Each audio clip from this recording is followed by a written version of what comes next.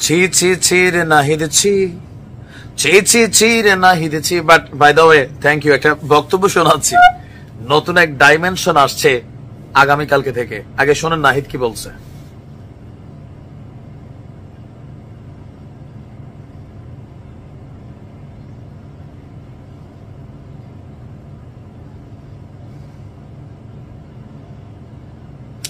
এতটুকু বক্তব্য শুনেই নিশ্চয়ই আপনারা বুঝে গেছেন যে আগামীকালকে থেকে এই সমন্বয়ক আর বৈষম্য বিরোধী এই সকল টেকটুক লাগাইয়া অলিতে গলিতে চিপা চাপায় সরকারি বেসরকারি যে কোনো প্রতিষ্ঠানে কেউ যদি যা ভাব নেয়, প্রথমে পিস মোড়া বান দিতে হবে, তারপর 999 কল দিতে হবে। কারণ যিনি বস এই মুহূর্তে এই সমন্বয়কদের আদি পিতা ধরতে পারি, তারপর রানিং আবার তিনি এখন আছেন দলটার সাথে, নাহিদ।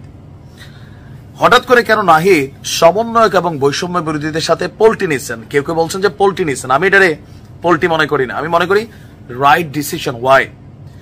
এই মুহূর্তে বাংলাদেশের বিভিন্ন জায়গায় এই যে আইন শৃঙ্খলার পরিস্থিতির অবনতি, মব জাস্টিস, যে কোনো জায়গায় মন যা চাইলো গিয়া ধাম কইরা ভাই আমি বৈষম্য বিরোধী, ভাই আমি সমন্বয়ক, দেশটারে 12টা বাজায় রাখছে কিছু সুবিধাভোগী সমন্বয়ক।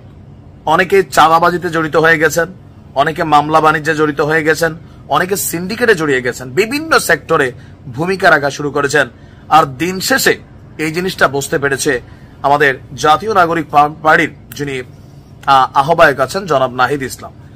সেই কারণে তিনি মনে করছেন যে আইন শৃঙ্খলা পরিস্থিতিকে যদি ব্যালেন্স করতে হয় তাহলে এই সমন্বয়কদের আসলে অব্যাহতি দেওয়া দরকার। আজকে থেকে সমন্বয়ক এবং বৈষম্য বিরোধী এক্সিস্ট করে না, মানে এগুলার আর কোনো অস্তিত্ব নাই। বুঝাতে পারছি? এখন এদের যে মানে লেজুর ভিত্তিক কোন সংগঠন থাকলে সেটা আলাদা। এখন টোটাল বাংলাদেশ চলবে জাতীয় নাগরিক পার্টি আর তাদের যারা অঙ্গ সংগঠন আছেন, কিন্তু কোথাও গিয়ে কোন ধরনের ভূমিকা প্রভাব বিস্তারের এই সমন্বয়কদের আর সুযোগ নেই।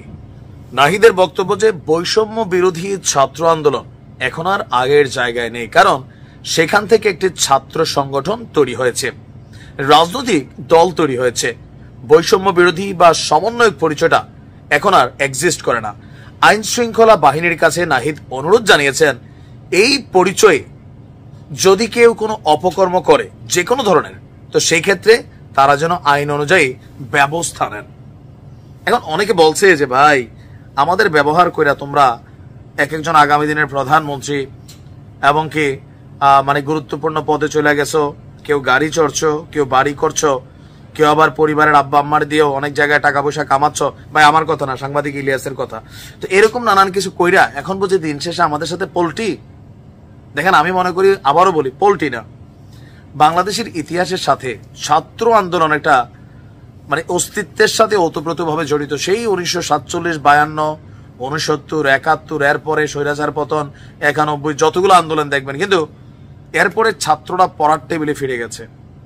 This is the very first time যে আমাদের ছাত্ররা পড়ার টেবিলে, যারা ছাত্র তারা ফিরে গেছে। কিন্তু নাহিদ বা যারা আছেন তারা কোটা আন্দোলন থেকে আজকের দিনের এই জায়গাটায় চলে আসছেন। ইভেন তারা এখন মনে করছেন এই পরিস্থিতিতে মানুষের কাছে একটা বিরূপ প্রতিক্রিয়া হয়েছে এই সমন্বয়ক শব্দটা। ইভেন এইটা ব্যবহার করে অনেক ধরনের ঘটনা কিন্তু বাংলাদেশে ঘটতেছে। দ্যাটস ওয়াই ছাত্রদেরকে পড়ার টেবিলে ফিরে যেতে বলছে। আর যারা রাজনীতি করতে ইচ্ছুক, ও যে গণতান্ত্রিক ছাত্র শক্তি যে সংগঠন, সেইখানে আসেন। কিন্তু আলাদা বৈষম্য বিরোধী আর সমন্বয়ক পরিচয় দিয়া বাংলাদেশের বিভিন্ন জায়গায় যে অপকর্মগুলো হচ্ছে এগুলা করার আর সুযোগ নাই। আমি নাহিদকে ধন্যবাদ দিই, পোলার মাথায় আসলে ঘিলু আছে। থ্যাংক ইউ, ভালো থাকুন।